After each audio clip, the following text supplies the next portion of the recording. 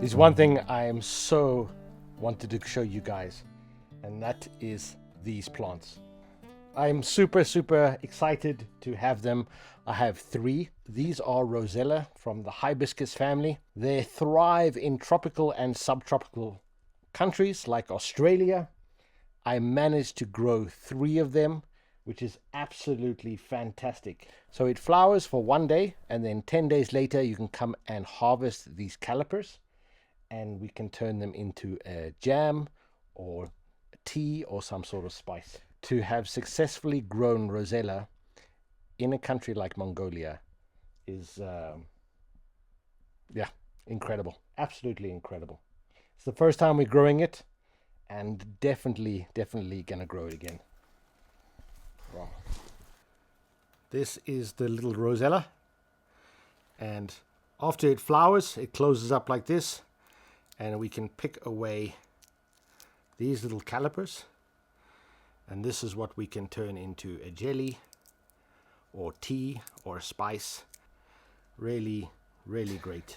And the thing that makes it really hard to grow in Mongolia is because they need a minimum of about 150 days to even start to flower, and then once they start flowering they can flower for 9 months. So I started them in January, but the first batch that I started, it failed because my house was too cold. Then I started again in February, and it took, so we were able to get these going. I don't know how long I can harvest them because, you know, they're really like warm climate. But what I've been doing is every couple of days is clipping them off, washing them and saving them in the freezer. And then when I have enough, I will make a nice jelly from them. People say they taste a bit like cranberry. We will see. People say they taste like Rosella. It's going to be fun. But to actually grow something like this in Mongolia, I'm super happy. Yeah, all right. I'm going to harvest these and get them saved up. It's the middle of October here in Mongolia, and winter has definitely come. We've had snowfall. Today's a warm day, so I don't think it's going to last, but we have a prediction for some snow later on in the week. In the last episode, fortunately, we were able to finish all of our gardening outside and get everything in and preserved. We have started everything on our winter greenhouse, putting in everything there so we can have food for our family. But because it is a warm day, we still have a couple of things that we want to get done before it really gets cold. Last year we were able to build this deck, and we changed the entrance a little bit. Our plan was to make that into a complete room and put a door on it. We want to try and get that done before it gets really cold. It's going to be like a wet room, so we can have our shoes and everything in there, and it's going to make it a lot warmer inside the house this year. So we have this entrance door. What we did, it used to actually be round. Typical of Mongolia, everything needs to be round. So we changed that and made it square and installed 2 pillars here. So now everything's ready for a door. But here on the inside, it's only kind of 1 layer of bricks. So it's not very warm. I want to sort that out, insulate it, so it can be warmer inside. So we actually put on extra support bricks here to hold up the roof. So when we took this away, we didn't want everything to fall down. As this is only 1 layer, so it's not very strong. Today I just want to put some concrete on here to kind of fill up these gaps, and then we can kind of frame it with some wood, and we're going to put 5 centimeters of foam on, and then we can actually put some hardboard and then some plasterboard so that we can put some shelving and everything like that. Since it's not frozen today, it's a good day to do concrete. At least I can get this done and it can dry, and then over the next day or so I can start framing up and putting on the roof and foam everywhere. Then we can get a door, so that's the next problem. At least want to start with this project while it is not minus degrees in the day, and if it does go to minus degrees in the day, I'll still be able to continue working out here.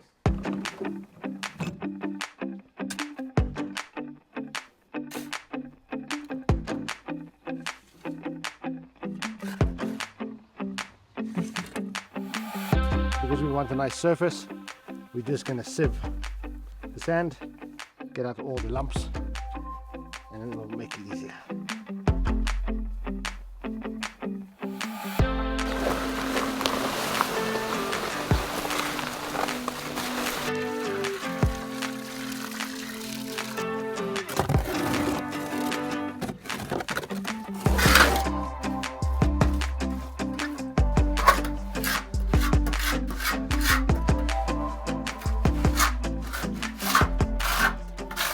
Doesn't need to be perfect because I'm going to cover it all with foam. Long way to go.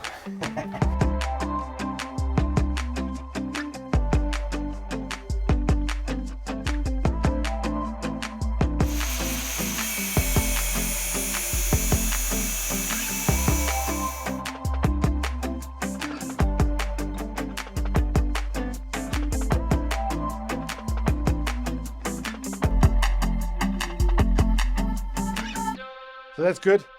All the gaps are done. Now I can just let it dry. And then when I have all the wood and the stuff, I can start to install the framing.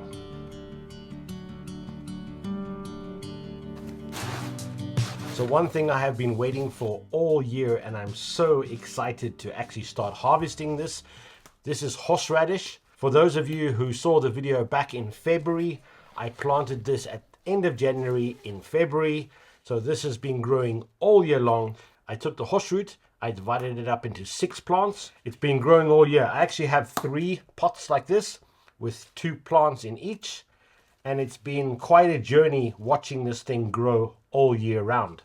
I had it inside for about 2 months and then I brought it out here and I transplanted it into these bigger containers. When I took it out here, they kind of lost all their leaves, but then the leaves came back. When it got really hot outside, I took them outside. They lost the leaves again because they got sunburn and all the leaves came back again. Then when the frost came, they got freezer burn, brought them inside, took away all the leaves and all the leaves came back again. So it's just an incredibly easy and strong plant to grow.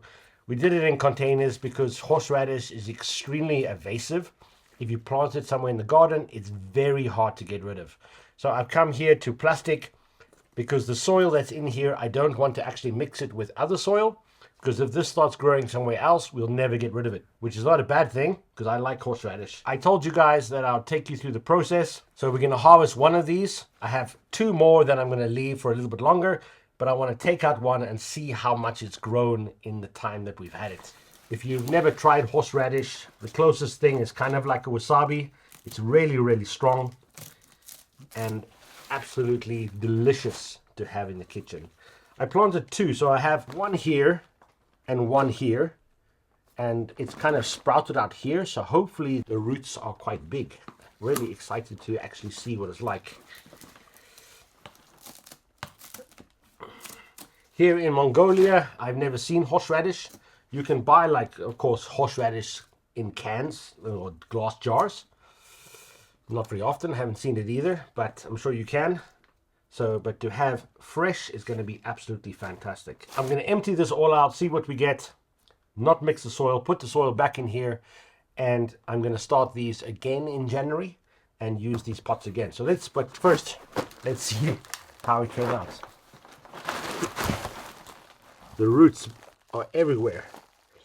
And the problem is why it's so invasive. If you just take one of these small roots and plant it somewhere, it'll grow. So yeah, let's break it up and see what we get.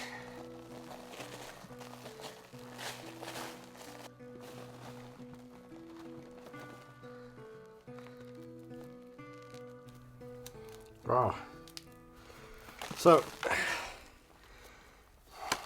lots of long skinny roots, which is not ideal because you want them to be nice and thick. So 2 bigger ones here. This is obviously the quarter piece that I originally planted, and it's grown 2 legs, 3 legs, 4 legs. These ones are okay, a little bit bigger. This one also, well, lots of little skinny ones, but that's okay. For this kind of skinnier ones, I'm gonna just grind up and turn it into a horseradish paste.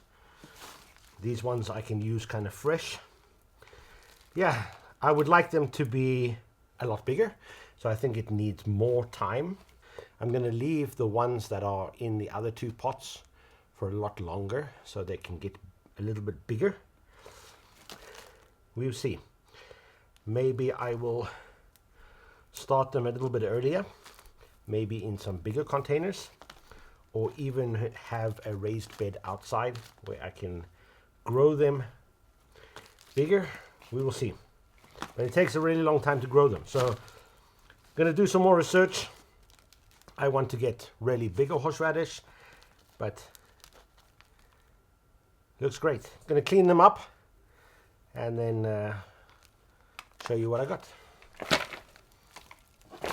This is gonna go back in here so I don't mix it with the other soil. So I gave them a good wash down, and I can see this is the piece that I planted last year. It's actually expanded because the piece was quite small. So it's still got 1, 2, 3, 4, 5 crowns. I've taken off the pieces. For that one was actually quite small. Small tap roots, but that I can clean and I can grind down. This one is a little bit better. It's a little bit bigger, but of course we would want like a 1 inch, 1.5 inch thick piece. So I think it needs more time, maybe more space in the pot, a bigger pot. But what I'm actually going to do is I'm going to keep those pieces. I'm going to cut off this one, and this one. Those I can use. And these 2 pieces, I'm actually going to cut in half and replant them so that they can carry on growing all winter long. And hopefully next year we'll have a bigger harvest. I want to have more horseradish because it is absolutely fantastic. Take that off. Oh, really, really nice smell.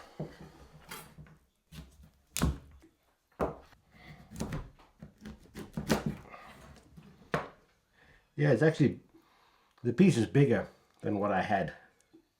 Really good. Actually can take half of that.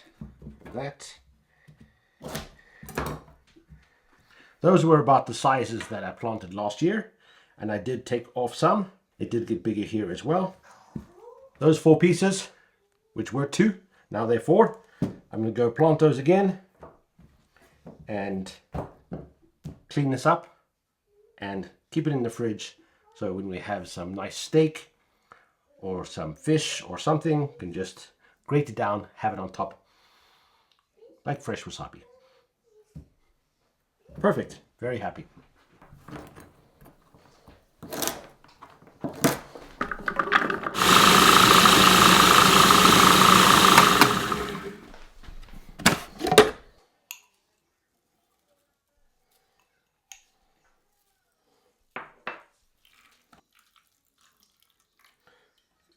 For the mixed one, I'm just adding a little bit of salt and some distilled white vinegar and turn it into a paste.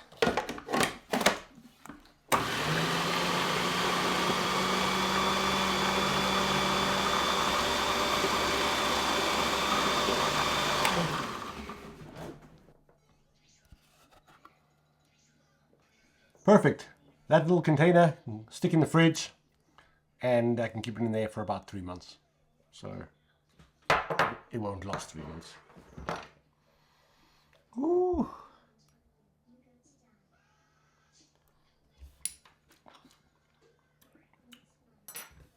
Oh. Very tasty. Very tasty. So the 2 fresh ones that I can just grate down. Hopefully we can work out how to make them bigger. But good. 1 batch, something new in the fridge. Love it. A little update on our gear. A couple of months ago, we told you that we partnered up with a company called Moongift Gears, and we installed this tiny home gear, and we showed you how to put it all together. We told you that we'll be selling these gears all around the world. Just to let you know, in November, Moongift Gears is actually sending a container to America. So if you're interested, you're welcome to contact us. When we get to sell a gear, we'll be able to use that money to renovate this and fix it up. Unfortunately, we haven't had the opportunity yet to do some renovations in here, as we need to sell some gears first before we can actually save up the money to put in flooring and stove and things like that. So as it looks now, I don't think we're going to be able to stay in here in the winter, as it's really, really cold outside. But hopefully, once we sell some gears, we'll be able to continue some renovations in here. We've had some guests here and we've done some things in the gear. Very, very nice to have. So hopefully one day we can continue this project.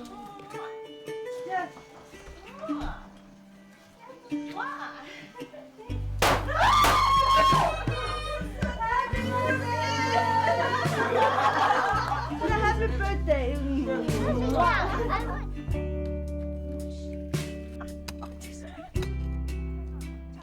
So actually a bit of change of plans. We were going to actually finish off this entrance, but unfortunately something came up, so we had to put the funds to something else. So our budget that we had for that has gone to something more important at the moment. We're not going to be able to finish off this project this week, so we're going to have to postpone it for a week or two, but we'll get this done before it gets too cold. Actually today, a bunch of Zula's friends have come around. They wanted to plant some trees, plus it is one of her friend's birthdays, plus her and her family are going to America very soon. And here in Mongolia, when someone leaves the country, you make kind of a big deal of it, because a lot of Mongolians that leave, some of them don't actually come back. It is the way it is. So we're having a good day. I'm going to make them a nice curry for dinner, get to plant some trees, and we're going to have some memories of this day together.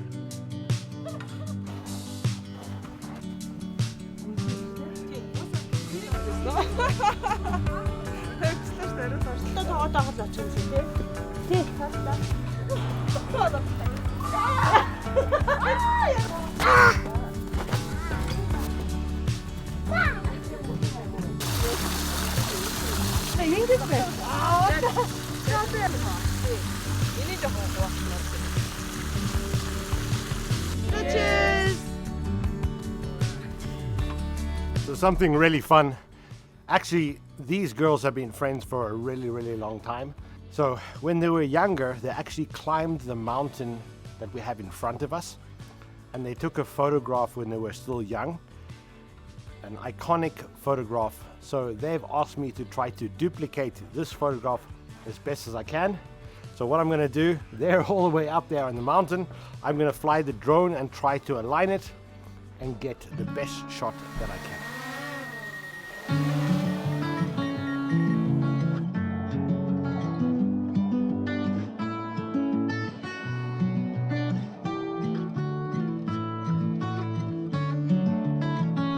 So they're up there on the mountain in the spot that they're supposed to be. They're trying to look at the picture to try to work out exactly how they're supposed to sit. Good fun.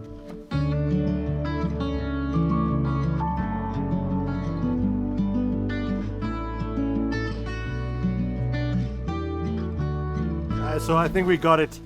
It wasn't a perfect spot, but it looked fantastic.